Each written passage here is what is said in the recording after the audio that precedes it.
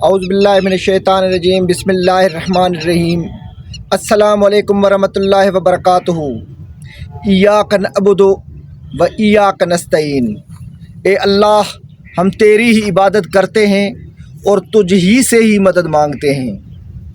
بھٹو کل بھی زندہ تھا، بھٹو آج بھی زندہ ہے۔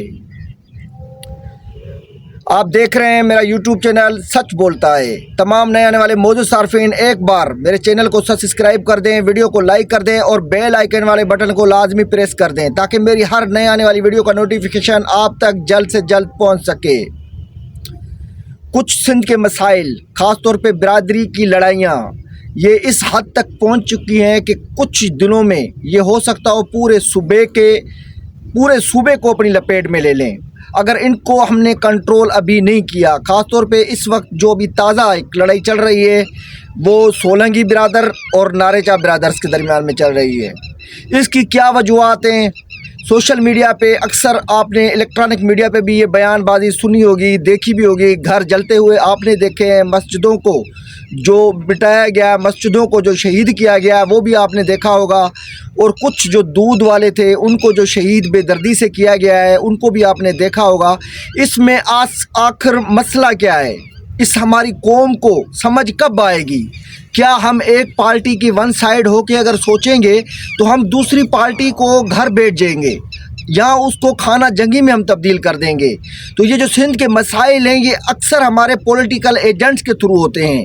اگر یہ جو سیاسی پارٹیاں ہیں، سندھی برادری کوئی بھی ہو، چاہے وہ ناریجا ہو، چاہے وہ سولنگی ہے، چاہے وہ پامر ہے، چاہے وہ چانڈیو ہے، چاہے وہ کھوسا ہے، ہم سارے سندھ کے سندھی ہیں میرے بھائی۔ ہمارے اندر کے جو اختلافات ہیں یہ صرف ہمارے اس سیاسی بیانیے کی وجہ سے ہیں۔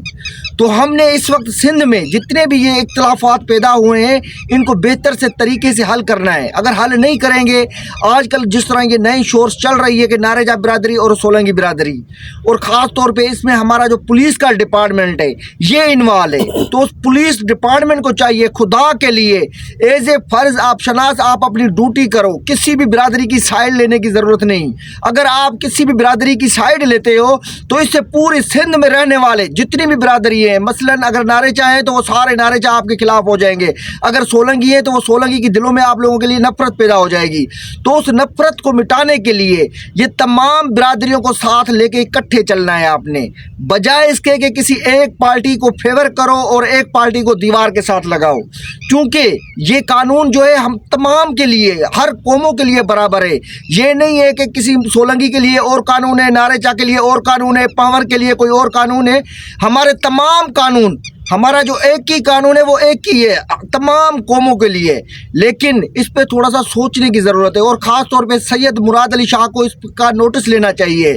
یہ جو کچھ دنوں سے یہ اس طرح کی خبریں چل رہی ہیں یہ چھوٹی چنگاری ہے، اگر اس چنگاری کو ابھی نہ بجھایا گیا تو خدا نہ خواستہ یہ پوری سندھ کو اپنی لپیٹ میں لے لے گا، اور ان قریب یہ ہونے والا ہے۔ تو خدا کے لیے یہ جو برادری کی لڑائیاں ہوتی ہیں، جو ہمارے جتنے بھی ہوتے ہیں سیاستدان، ان کو چاہیے ان کا نوٹس لیں، کیونکہ یہ ذاتی فرد واحد کی لڑائی نہیں ہے، یہ قوموں کی لڑائی ہے۔ جب قوموں کی لڑائی ہوتی ہے تو اس میں نقصان صوبے کا ہوتا ہے اور عوام کا ہوتا ہے، اس میں دوسرے جو قومیں ہیں وہ بھی متاثر ہوتی ہیں۔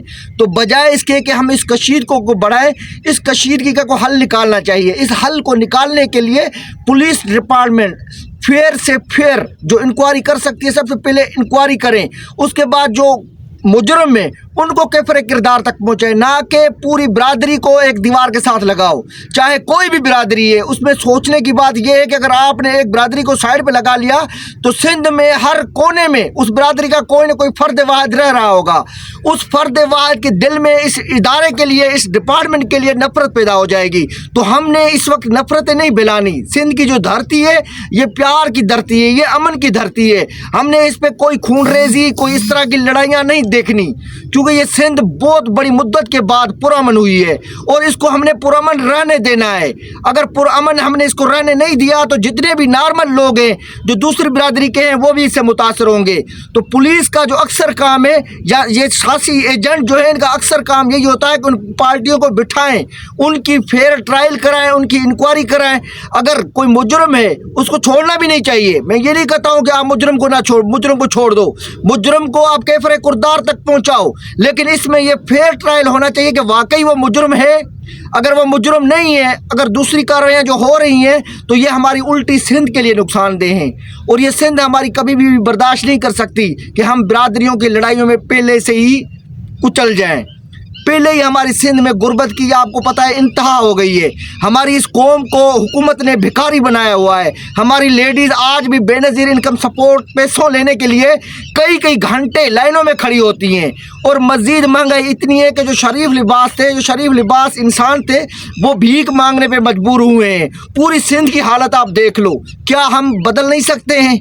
अभी हम मज़ीद कोई लड़ाइयाँ करके अपने सूबे का अमन जो है वो ख़राब कर सकते हैं? ये कहाँ का इंसाफ है? सच तो ये है कि हम बिल्कुल जहालत की नींद में सोए हुए हैं, और हमारे जितने भी ये सियासतदान हैं, ये कुछ दिन पहले लड़ाई शुरू हुई है, ये अभी भी गफलत की नींद में सोए हुए हैं।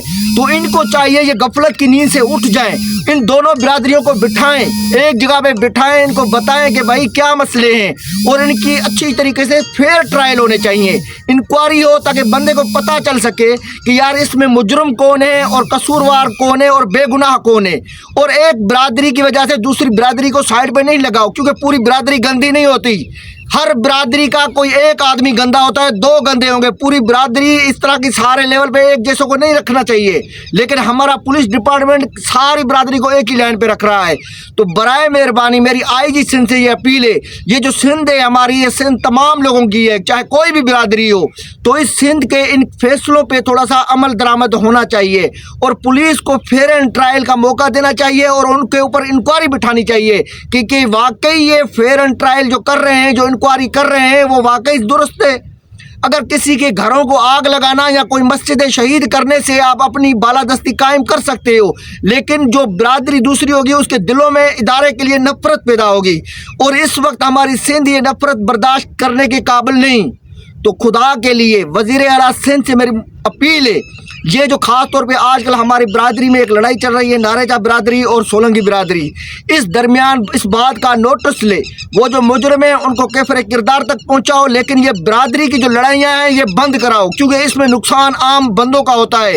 इसमें काफ़ी और भी कौमें हैं जो मुतासर होंगी। अगर वो कौमें मुतासर होंगी तो सूबा सिंध पूरा मुतासर होगा। अगर पूरा मुतासर हो गया तो इस वक्त सिंध में क्या है, हमारे पास क्या चीज़ बची है? हमने आपसे कोई बंगले नहीं मांगने, कोई लंदन फ्लैट्स नहीं मांगने, कोई दुबई फ्लैट्स नहीं मांगने, हमें सिर्फ जीने का हक दे दो, और जीने का हक तभी मिलेगा जब आप इंसाफ का तराजू बराबर रखोगे। उस तराजू को बराबर रखने के लिए सैयद मुराद अली शाह को अपना एक बार नोटिस लेना चाहिए। आज के लिए इतना ही। आपका प्यारा खादम रफ़ीक अहमद पावर। अस्सलाम वालेकुम वरहमतुल्लाहि वबरकातुहू।